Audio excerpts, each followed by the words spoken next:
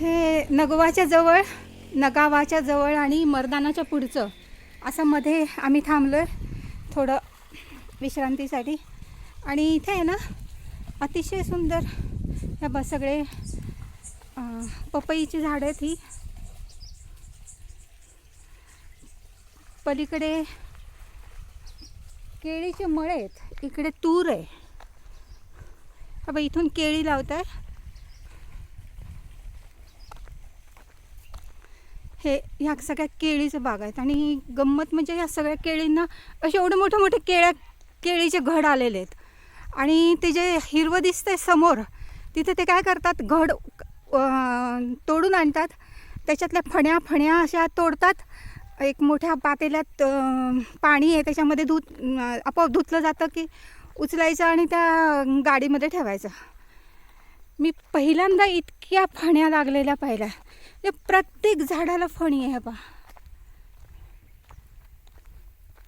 प्रत्येक झाडाला प्रत्येक. तिथून येताना तर डोळ्याचं पारणं फिटल्यासारखंच झालं माझ्या. मी एवढं पहिल्यांदाच पाहिलं होतं. प्रत्येक झाडाला फणी आहे. इतकं सुंदर आहे म्हणजे नर्मदेच्या जवळचा परिसर. हे इकडचं ह्या इकडून ते फण्या तोडत आहेत सगळ्या.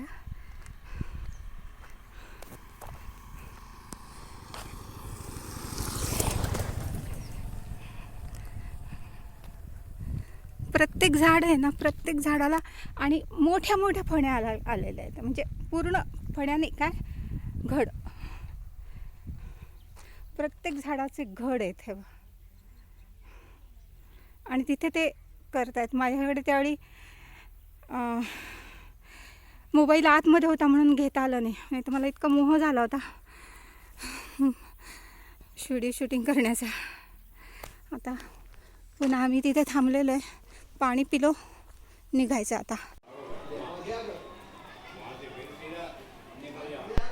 हा सियाराम बाबांचा हे मंदिर आहे. इथे सगळं जे कुंकू किंवा इतर साहित्य जे असतं ते मिळतं इथे. म्हणजे मला मिळालं, मला काही गोष्टी घ्यायच्या होत्या तर त्या सगळ्या मिळाल्या. आणि समोर नर्मदा आहे. नर्मद्याचे तिथे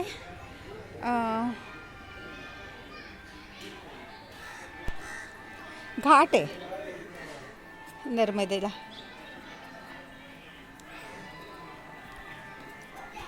आणि राहण्यासाठी इथे व्यवस्था आहे आणि थंड पाणी आहे पिण्यासाठी. नर्मदेवर स्नान केलं.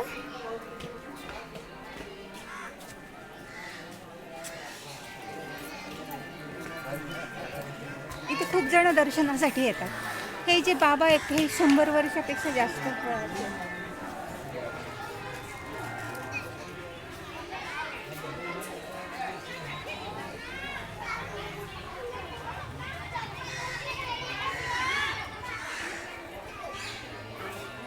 आणि समोर घाट आहे.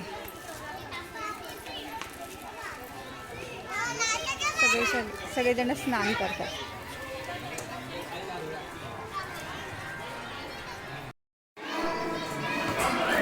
मी आता मंदिरामध्ये आले. नर्मदे हे बाबा आहेत 100 वर्षापेक्षा. ते सगळ्यांना प्रसाद देत असतात.